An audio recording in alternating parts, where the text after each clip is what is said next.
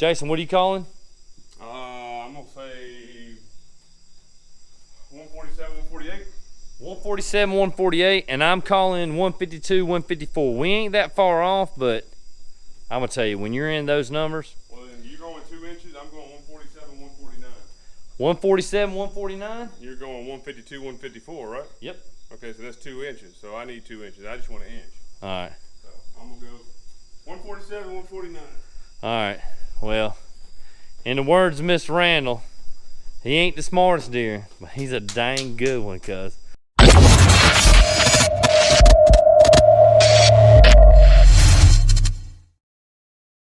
All right, guys. So here we are. Deer of a lifetime. My biggest deer to date. I took September 21st. Round. I don't know. 7:15, 7:30. I went from the lowest of lows with this deer to the highest of highs. It was crazy. Started hunting this deer on opening day of bow season. Had Shane come up. Kind of had these deer patterns, been feeding them since about middle of April, maybe beginning of May, and watched this deer right here grow. I named Primetime. He is a beautiful mainframe 10. Biggest deer, like I said, it's the biggest deer I've ever killed with a bow. And I watched him pretty much grow from, I don't know, main beams just about 8 inches long, just showing a little bit of 2s and 3s, and we started getting closer to in the June and July, and started noticing he started forming some G4s, and then I really started getting excited. I started texting Shane a lot, saying, man, I think I got a really good deer on the farm this year. And he just blew my mind from June, July, August until the day that I actually laid my hands on him that night at 10:30 at night. So it was crazy. We went in there Saturday, opening day, September 8th. Remember it like it was yesterday. Shane come up, we got in talked about it, got dressed, went over to the farm, got in stand around 5:30. Movement was kind of slow. It was hot. Had a light wind. I think we were the hurricane was forming out off the coast, and we didn't see much until right around dark. Had a beautiful young 10-pointer come in. It's still in full velvet. One my son has named, and I'm hoping that he can connect with here in the next few, 2019 or 20, whatever. But so we didn't see him on Saturday, and I don't hunt Sundays. Just I'm on my family farm, old fashioned. Don't believe in doing anything on Sundays, but relaxing. So didn't hunt him on Sunday. Went back Monday. Had a east northeast wind on a Monday, and actually, I think Shane actually had pictures of his deer on camera, and I just said, hey, why don't you try to, see if you can't chase him. I'll go up here and see what I can do. Went up there and had a few younger bucks come in, and right at dark, looked over, and here he come up out of the bottom, out of a cutover. He comes into the oaks that I'm hunting there. Look at the camera, and the camera's fading fast. The light don't have good light. This deer's in full velvet, and he comes within 18 yards, and I opted not to shoot him because I didn't have camera footage of him. Didn't have any camera light, so let him go. And I really didn't think the deer was this big. I'll be honest with you. I didn't think he was that big. I downplayed him a lot. Everybody told me he was big, but I thought he was about the same size as the deer I killed last year. So we get into, that was Monday. Tuesday had a bad wind. Wednesday, I checked the cards on Wednesday, went up there, freshened up the corn, and saw he was coming in there still. Shane came up.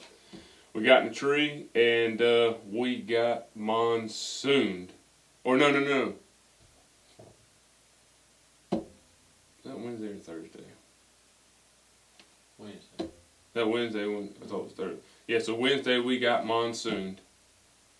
Come out of the tree around 7 o'clock. And wouldn't you know it, I went in there and pulled the card on that Wednesday, and he was in there at 7:15. So it is what it is.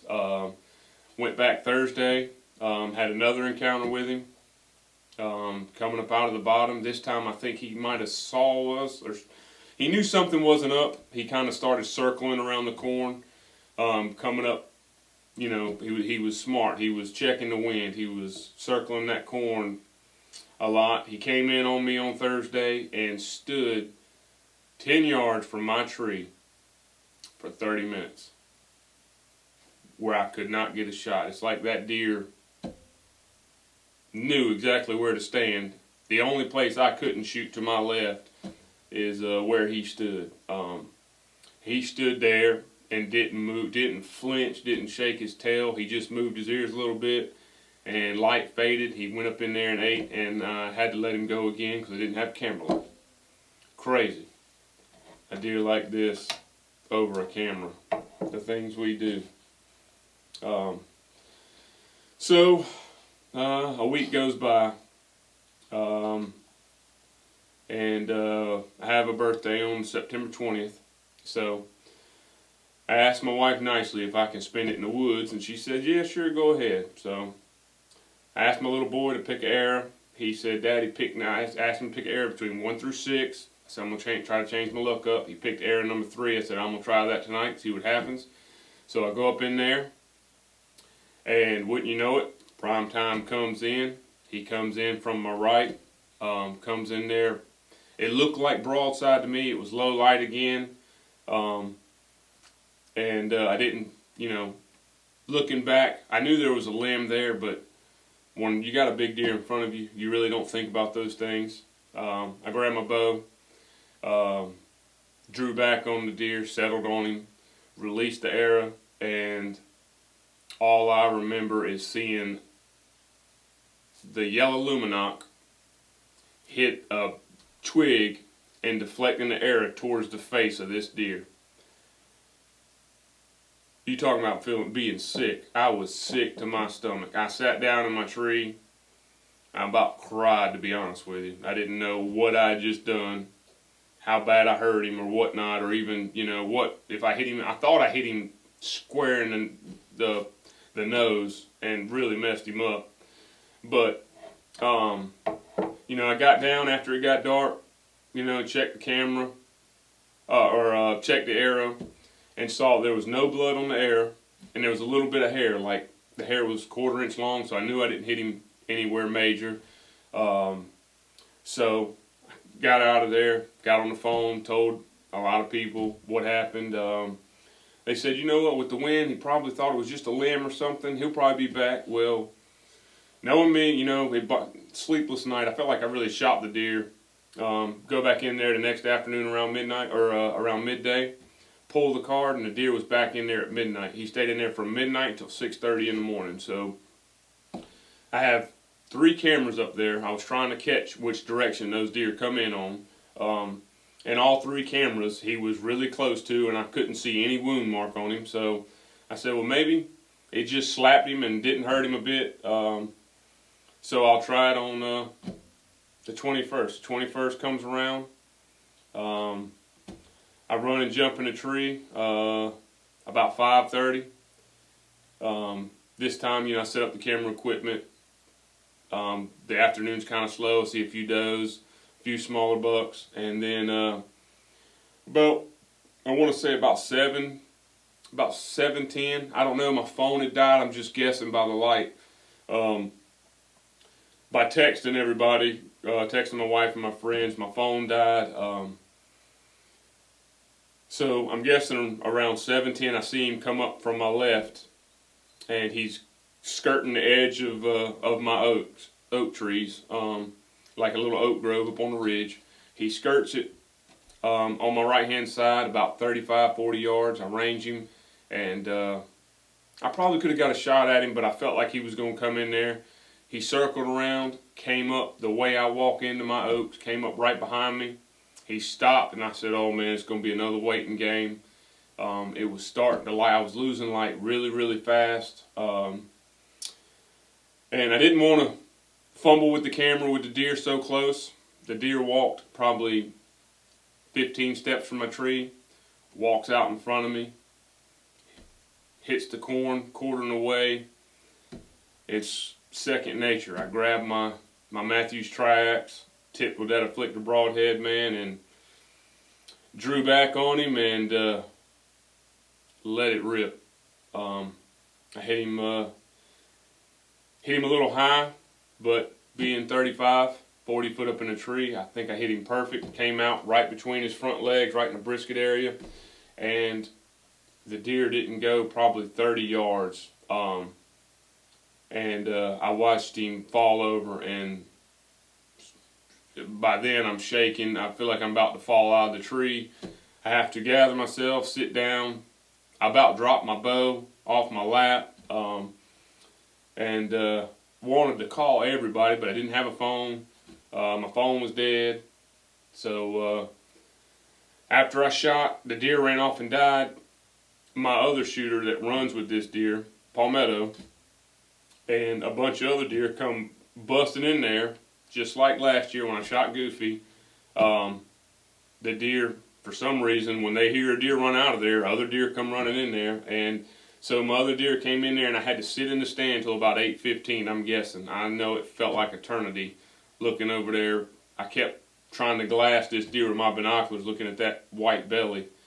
But my other deer come in there, I had to wait them out. You know, I didn't want to just climb down and booger them deer, so, you know, because that was Friday when I killed him. Saturday was youth day. I was going to try to take my boy in there and put him on Palmetto if I could.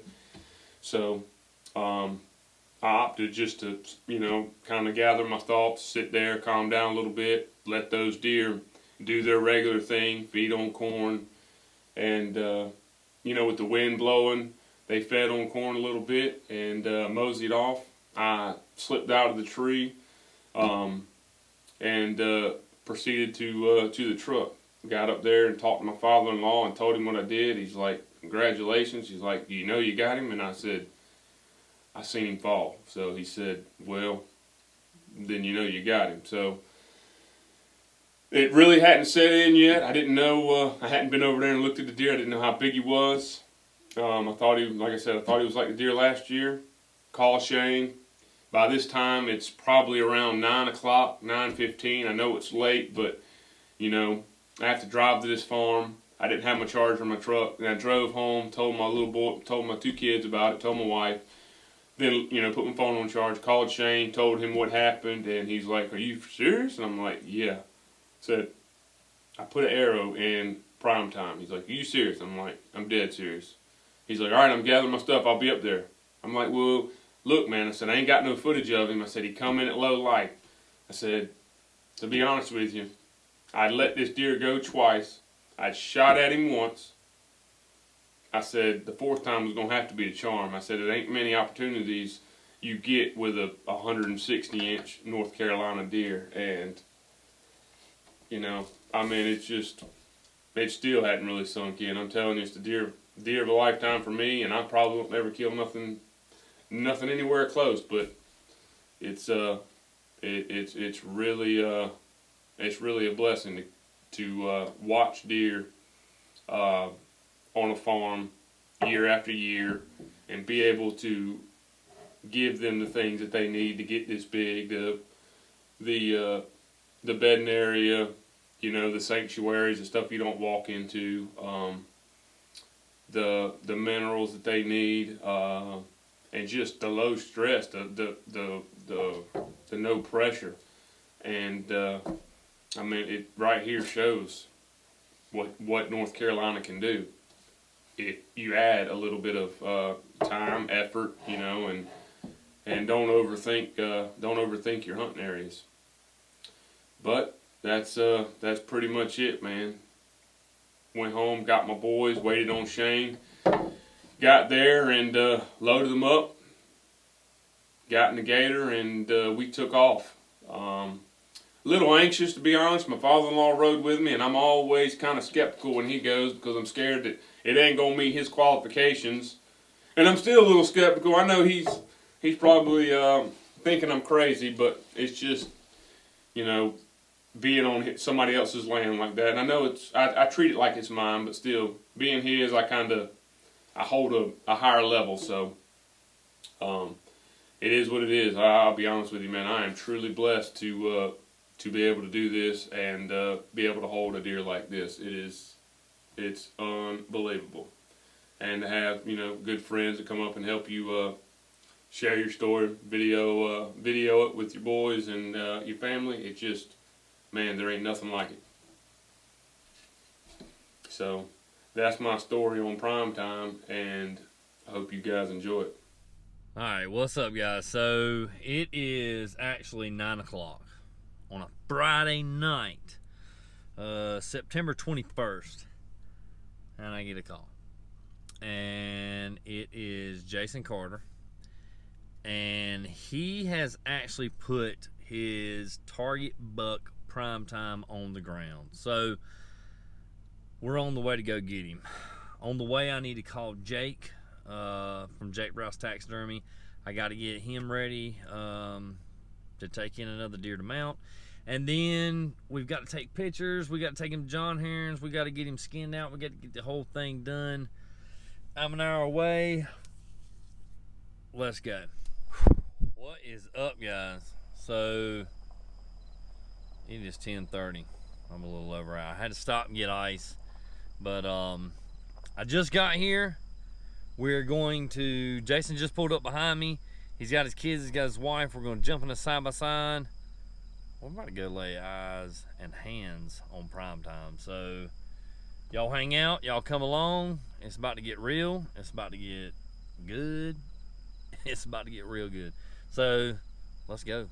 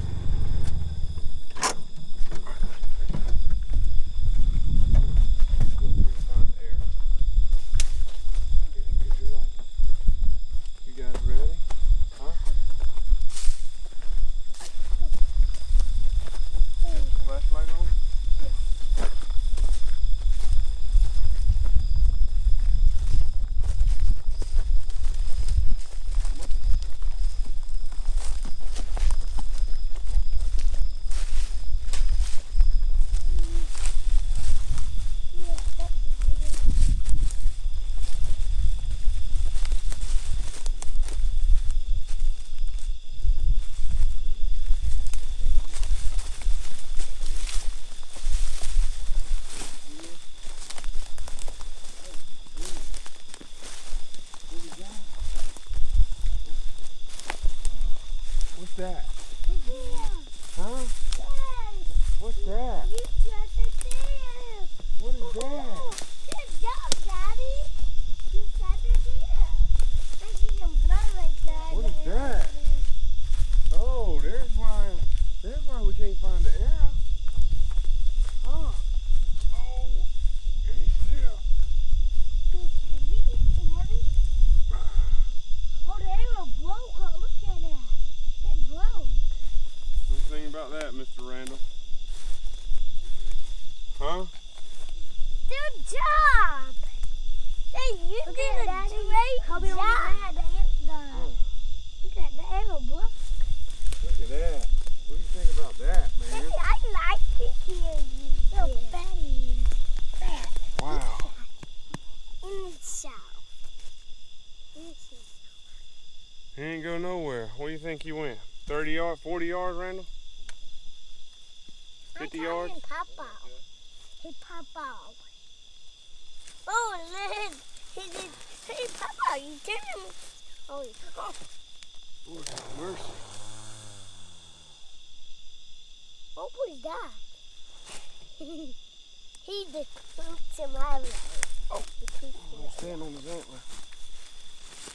Yeah, that afflictor did a trick on him, didn't it? Good deer, bud.